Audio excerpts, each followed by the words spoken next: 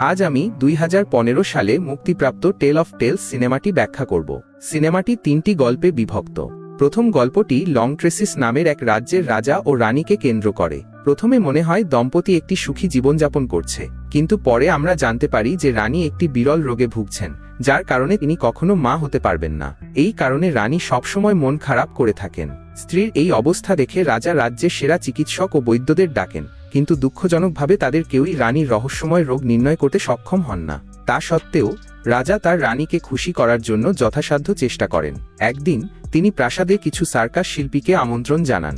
হঠাৎ রানী লক্ষ্য করেন যে সার্কাসের একজন শিল্পী গর্ভবতী। ফলে তিনি ঈর্ষান্বিত হন এবং তার কক্ষে প্রবেশ করে জিনিসপত্র ভাঙতে শুরু করেন। রাজা যখন এটি জানতে পারেন, তখন তিনি তার কক্ষে যান এবং তার সমস্যা সমাধানের জন্য যে কোনো সীমা পর্যন্ত যাওয়ার প্রতিশ্রুতি দেন। গভীর রাতে প্রাসাদে একজন অদ্ভুত জাদুকর এসে দাবি করেন যে তিনি রানীর গর্ভধারণের সমস্যার সমাধান করতে পারেন। এটি শুনে রাজা তাকে স্মরণ করিয়ে দেন যে অতীতে অনেকেই চেষ্টা করে ব্যর্থ হয়েছে। যাই হোক, জাদুকর অনড় থাকেন যে রানী সন্তান ধারণ করতে পারবেন, তবে এটি নির্ভর করে রাজা তার রানীর জন্য কতটা দূর যেতে ইচ্ছুক তার ওপর। রাজা উত্তর দেন, শেষ সীমা পর্যন্ত। জাদুকর প্রকাশ করেন যে তার বহু বছরের অভিজ্ঞতা রয়েছে এবং তিনি প্রকৃতি সম্পর্কে অনেক কিছু জানেন। তাছাড়া তিনি বলেন যে প্রকৃতির ভারসাম্য বজায় রাখা উচিত এবং রাজা যদি জীবন কামনা করেন তবে তাকেও একটি জীবন উৎসর্গ করতে হবে। তার অদ্ভুত দাবি সত্ত্বেও রাজা ও রানী তাকে তাদের পূর্ণ সমর্থন দেন। এরপর জাদুকর প্রক্রিয়াটি বর্ণনা করতে শুরু করেন। রাজাকে একটি সামুদ্রিক দানব ধরতে হবে, যার হৃদয় রানীর রোগ নিরাময়ের জন্য ব্যবহার করা হবে। তারপর একজন বিশুদ্ধ এবং অবিবাহিত দাসী এটি প্রস্তুত করবে, যা রানী খাবেন। এভাবে জাদুকর নিশ্চিত করেন যে রানী গর্ভবতী হবেন। এটি শুনে রাজা অবিলম্বে সামুদ্রিক দানব শিকার করতে রাজি হন এবং প্রস্তুতি শুরু করেন। পরের দিন রাজা তার মিশনে বের হন। তিনি একটি নদীর মধ্যে প্রাণীটিকে খুঁজে পান। দানবটি যখন ঘুমাচ্ছিল, তখন রাজা তাকে আক্রমণ করার জন্য সমুদ্রে হাঁটেন। তিনি শেষ পর্যন্ত প্রাণীটিকে হত্যা করতে সফল হন, কিন্তু লড়াইয়ে মারাত্মকভাবে আহত হন। শীঘ্রই তিনি তার আঘাতের কাছে নতি স্বীকার করেন, কিন্তু তার আগে তিনি প্রাণীটির হৃদয় বের করে আনেন। রানী তখন একটি কাপড় দিয়ে হৃদয়টি ঢেকে প্রাসাদে ফিরে আসেন। পরে প্রাসাদের একজন দাসীকে অবিবাহিত এবং বিশুদ্ধ বলে খুঁজে পাওয়া যায়। ফলস্বরূপ তাকে হৃদয় প্রস্তুত করার দায়িত্ব দেওয়া হয়। রান্না করার সময় তিনি অদ্ভুত অনুভূতি অনুভব করেন এবং হঠাৎ গর্ভবতী হন। শীঘ্রই রানী হৃদয়টি খান এবং অবশেষে তিনি গর্ভবতী হন। পরের দৃশ্যে দাসী এবং রানী একই সময়ে তাদের সন্তানদের জন্ম দেন। ছেলেদের বয়স একই রকম দেখা যায়। রানীর ছেলের নাম এলিয়াস, যেখানে দাসীর ছেলের নাম জোনাহ। সিনেমাটি 16 বছর এগিয়ে যায়, যেখানে শিশুরা এখন প্রাপ্তবয়স্ক হয়েছে। রানী তার ছেলে এলিয়াসের সাথে একটি সুখী জীবনযাপন করছেন, কারণ তিনি মনে করেন যে তাকে জীবনের দ্বিতীয় সুযোগ দেওয়া হয়েছে। যাই হোক, একই দিনে জন্ম নেওয়া এবং যমজ দেখতে দুটি শিশু সাধারণ শিশু নয়। যেহেতু সমুদ্রের দানব তাদের চুলের সাদা সুর দ্বারা প্রতিনিধিত্ব করা হয়, তাদের একটি শক্তিশালী বন্ধুত্ব রয়েছে এবং তারা একে অপরের খুব ঘনিষ্ঠ। অন্যদিকে রানী তাদের বন্ধুত্বকে ঘৃণা করেন। তিনি তার ছেলেকে জানান যে একজন রাজপুত্র হিসেবে তার দাসীর ছেলে জোনাহর সাথে বন্ধু হওয়ার অনুমতি নেই। তা সত্ত্বেও এলিয়াস তার মাকে উপেক্ষা করে এবং জোনাহর সাথে দেখা করতে থাকে।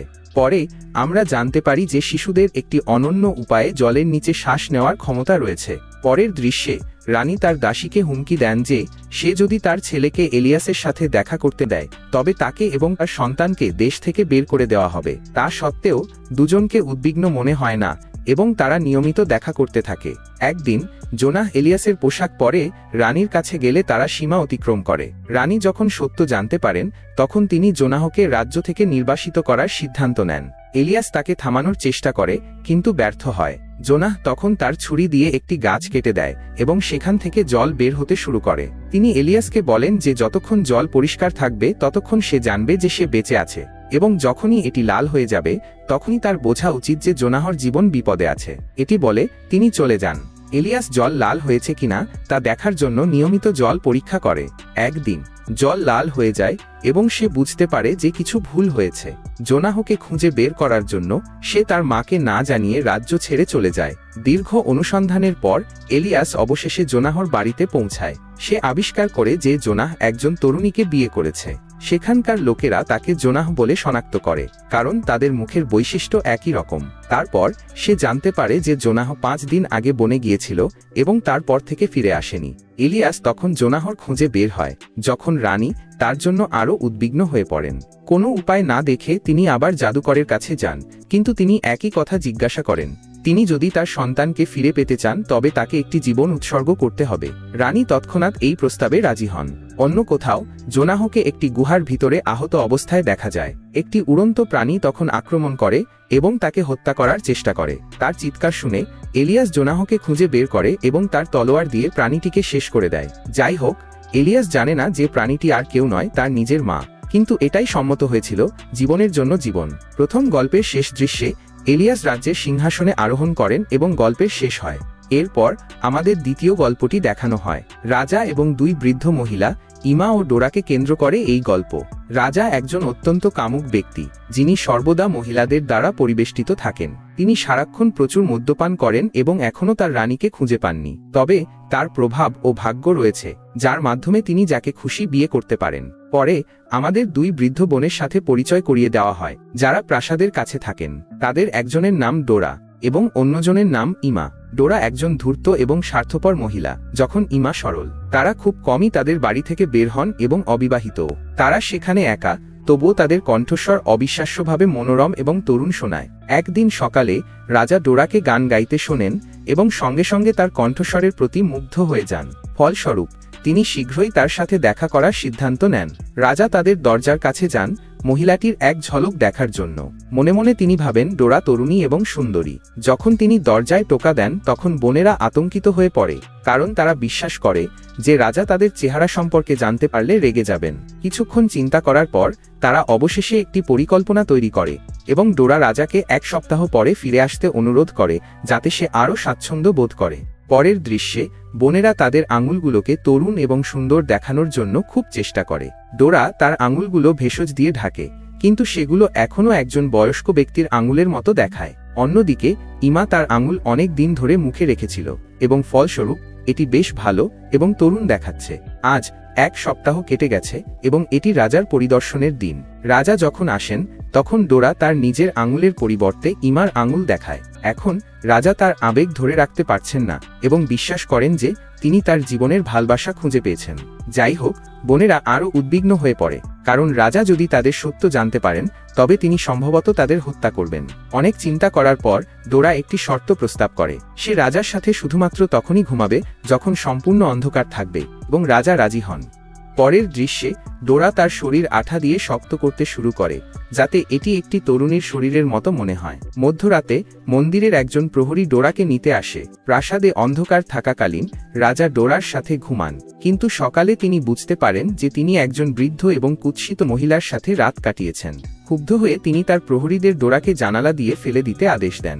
সৌভাগ্যক্রমে জঙ্গলে পড়ে সে বেঁচে যায়। ডোরা জাদু দেখতে পায় যখন একজন ডাইনি সেখানে এসে তাকে খুঁজে পায়। তার ক্ষমতা দিয়ে ডাইনি ডোরাকে লম্বা চুল সহ একজন সুন্দরী তরুণীতে রূপান্তরিত করে। পরের দিন রাজা শিকারের জন্য জঙ্গলে যান এবং প্রথম দর্শনেই তরুণী ডোরার প্রেমে পড়েন। তিনি তাকে তার দুর্গে নিয়ে আসেন এবং তাকে রানী করার সিদ্ধান্ত নেন। ডোরা জানে না কিভাবে সে তরুণীতে পরিণত হয়েছে, কিন্তু তার বোন ইমার কথা মনে আছে। সে ইমাকে তার বিয়েতে আমন্ত্রণ জানায়, যে এখনও তার নতুন চেহারা সম্পর্কে অবিশ্বাস করে। ইমা যখন জিজ্ঞাসা করে যে সে কিভাবে তরুণী হয়েছে, তখন ডোরা বিদ্রূপ করে উত্তর দেয় যে সে তার পুরানো চামড়া ছিলে ফেলেছে। যাই হোক, ইমা এটিকে সত্য বলে মনে করে এবং একটি নেকলেসের বিনিময়ে তার পুরানো চামড়া ছিলে ফেলার জন্য একজন কামারের কাছে যায়। কামার ইমার চেয়েও বোকা বলে মনে হয়।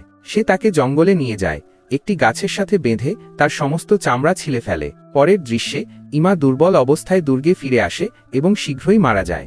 অন্য কোথাও যে জাদু ডোরাকে তরুণীতে পরিণত করেছিল তা বেশিদিন স্থায়ী হয় না। তার চামড়া ভাঁজ হতে শুরু করায় সে বুড়ো হতে শুরু করে। যখন সে বুঝতে পারে যে সে বুড়ো হয়ে যাচ্ছে, তখন সে দুর্গ থেকে পালিয়ে যায়। ডোরা সম্পূর্ণরূপে তার বয়স্ক রূপে রূপান্তরিত হওয়ায় গল্পটি একটি দুঃখজনক সমাপ্তিতে শেষ হয়। এরপর আমাদের তৃতীয় গল্পটি দেখানো হয়, যা একজন রাজা সম্পর্কেও। রাজা অদ্ভুত প্রকৃতির। তার রানী অনেক আগে মারা গেছেন। তার একটি অবিবাহিত কন্যা রয়েছে, ভায়োলেট, যাকে তিনি কখনো সত্যিকারের ভালবাসেননি। একদিন রাজা তার হাতে একটি পরজীবী পোকামাকড় দেখেন, যা তার রক্ত চুষছে। এটিকে তাড়িয়ে দেওয়ার পরিবর্তে অদ্ভুত রাজা এটিকে নিজের উপর খেতে দেন। পরে তিনি পরজীবীটিকে একটি কাঁচের বাক্সে রাখেন এবং প্রতিদিন এটিকে তার রক্ত খেতে দেন। সময় যাওয়ার সাথে সাথে পোকামাকড়টি বিশাল হয়ে যায়। অন্যদিকে ভায়োলেট, যে একজন সুন্দরী তরুণীতে পরিণত হয়েছে, সবসময় একজন রাজপুত্রের স্বপ্ন দেখে। যাই হোক, দায়িত্বজ্ঞানহীন রাজার তার পরজীবী পোষা প্রাণী নিয়ে ব্যস্ত থাকায় তার প্রতি কোনো ভ্রুক্ষেপ নেই। দুর্ভাগ্যবশত একদিন পরজীবীটি অসুস্থ হয়ে মারা যায়। এতে রাজা বিধ্বস্ত হন। তাই তিনি এর চামড়া ছিলে ফেলেন এবং তার মেয়েকে বলেন যে তার জন্য স্বামী খোঁজার সময় এসেছে। তিনি বলেন যে তিনি একটি প্রতিযোগিতার আয়োজন করতে যাচ্ছেন এবং যে জিতবে সে তাকে বিয়ে করবে। এটি শুনে ভায়োলেট খুশি হয়, কিন্তু কিছুটা মন খারাপও হয়, কারণ সে নিজের মতো করে একজন স্বামী খুঁজে পেতে চেয়েছিল। তা সত্ত্বেও সে রাজার সিদ্ধান্তে রাজি হয়। শীঘ্রই রাজ্যের সর্বত্র প্রতিযোগিতা সম্পর্কে ঘোষণা করা হয়।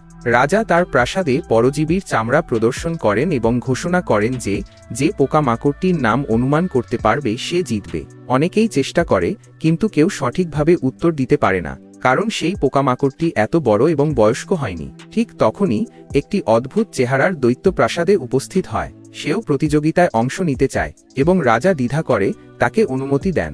দৈত্যটি তখন চামড়া শুঁকে সঠিক উত্তর অনুমান করে।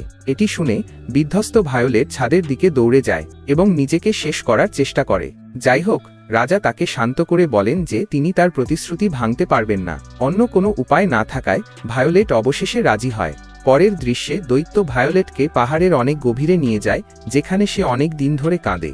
একদিন যখন সে শিকারের জন্য বাইরে যায়, তখন সে কাছের একটি পাহাড়ে অন্য একজন মহিলাকে দেখতে পায়। সে সাহায্যের জন্য ভিক্ষা করে এবং তাকে পুরো পরিস্থিতি ব্যাখ্যা করে। মহিলাটিও তার প্রতি সহানুভূতি জানায় এবং সাহায্যের জন্য আসার প্রতিশ্রুতি দেয়। পরের দিন মহিলাটি তার পরিবার সহ ভায়োলেটকে উদ্ধার করতে সেখানে আসে। তারা পার হওয়ার সময় দৈত্যটি আসে, কিন্তু তারা সফলভাবে দড়ি কেটে দেয় এবং সে পড়ে যায়। কিছুক্ষণ পরে দৈত্যটি পরিবারটিকে খুঁজে পায় এবং একে একে তাদের হত্যা করে। তারপর সে ভায়োলেটকে একটি গুহায় তাড়া করে এবং তাকে জড়িয়ে ধরতে শুরু করে। ভায়োলেটও যত্ন নেওয়ার ভান করে, কিন্তু যখন সে বিভ্রান্ত হয় তখন সে ছুরি দিয়ে তাকে শেষ করে দেয়। পরের দৃশ্যে ভায়োলেট দৈত্যটির কাটা মাথা নিয়ে প্রাসাদে ফিরে আসে এবং সবার পাশে রাখে। তারপর সে বলে, এই হলো সেই স্বামী যাকে তুমি পছন্দ করেছ, এবং কাঁদতে শুরু করে। দৃশ্যটি দেখে রাজাও বিধ্বস্ত হন এবং হাঁটু গেড়ে বসে পড়েন। শেষ দৃশ্যে ভায়োলেট রাজ্যের রানী হয় এবং সিনেমাটি এখানেই শেষ হয়। তো বন্ধুরা, এটাই ছিল আজকের গল্প। গল্পটি ভালো লাগলে একটি লাইক দিন এবং চ্যানেলটি সাবস্ক্রাইব করে আমাদের সাথে যুক্ত থাকুন। আর পরবর্তীতে কেমন গল্প চান সেটা কমেন্ট করে জানান।